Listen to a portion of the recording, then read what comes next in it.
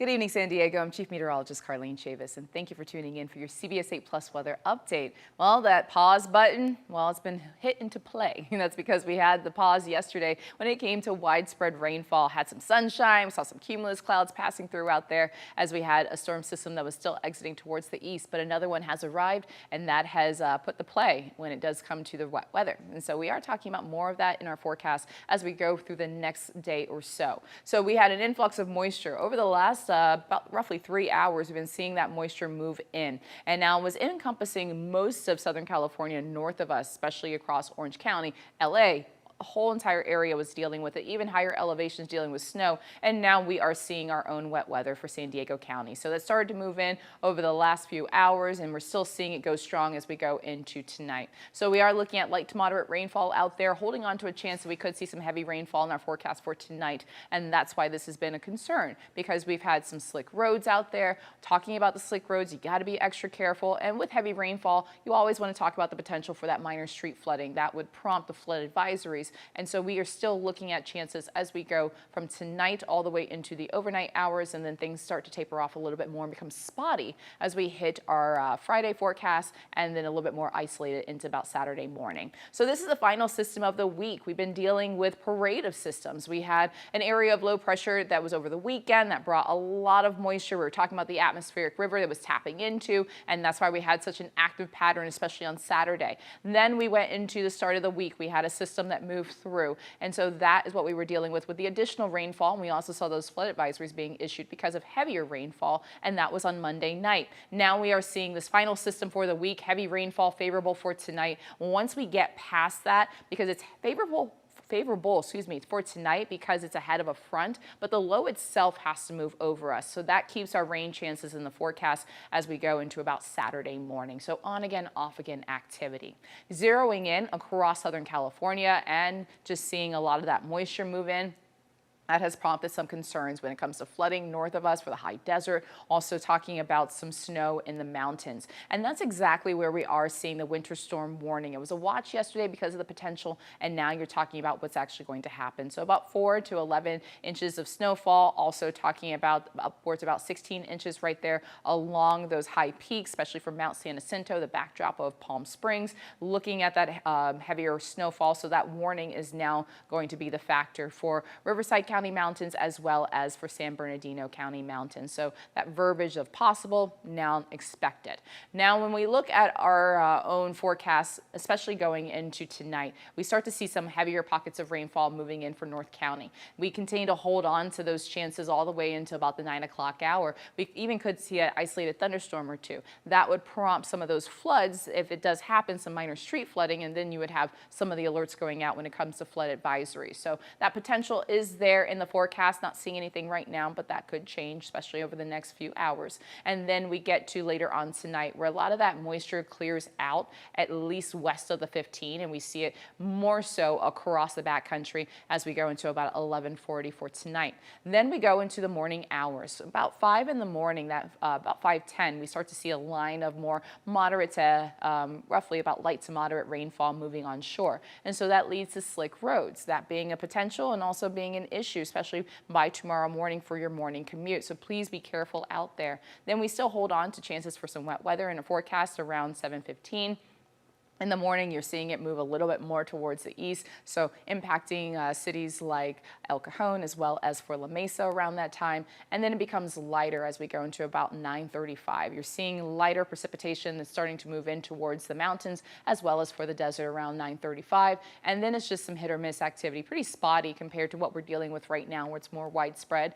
Tonight was a time frame for that. By tomorrow, with that low still overhead, we're looking at more spotty activity, but look how it's lighter green. That means lighter showers. So not talking about heavy rainfall in the forecast or even moderate. So talking more so about light activity. This is around 2:30 for Friday afternoon. And then it gets caught up a little bit more across the mountains and impacting right there along the 8. And that's around 5:20 for Friday. And then we see things kind of calm down a little bit more west of the mountains. Still holding on to chances for another surge of moisture. That's because the area of low pressure has to move towards the east. As a result, looking at the potential for some heavier rainfall, that would be for the mountains as well as for the desert. You're going to see it coming up on your extended forecast that we just had the red box west of the mountains for tomorrow, but then I have extended it out to Saturday, and that's going to be for the mountains and the desert because of the additional rainfall expected, especially in the morning hours, and then drying out by the afternoon. And so still looking at that activity, at least by Saturday morning. It then thins out once we get into those afternoon hours, and we also gear up for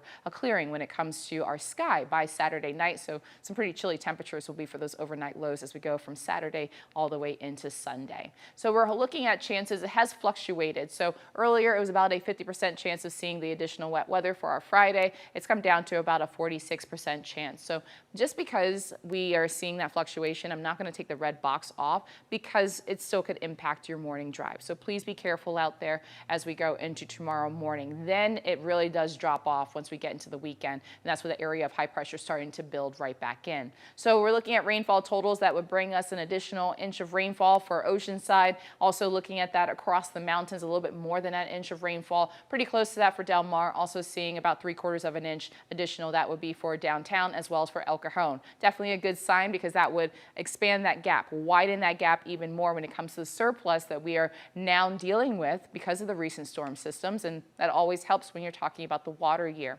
So we are looking at a surplus as of right now, and these totals would actually add to that.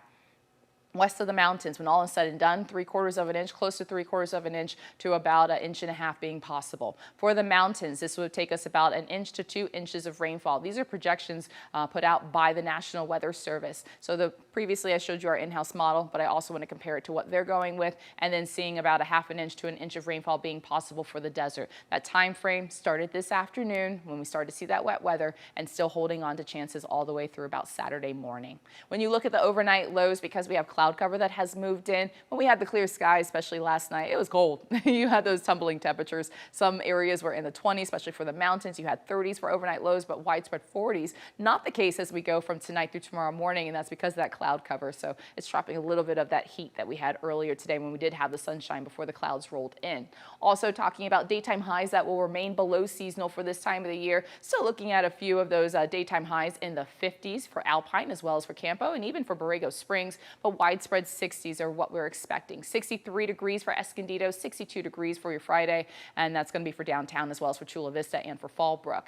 So the area of low pressure moves in. As I mentioned, the heavier stuff ahead of that front, more widespread stuff ahead of that front, that's what we're dealing with now. And then we get into the weekend. Area of low pressure has to move over us, so that keeps that instability in our forecast and why we're still talking about a chance for wet weather at least into the start of the weekend.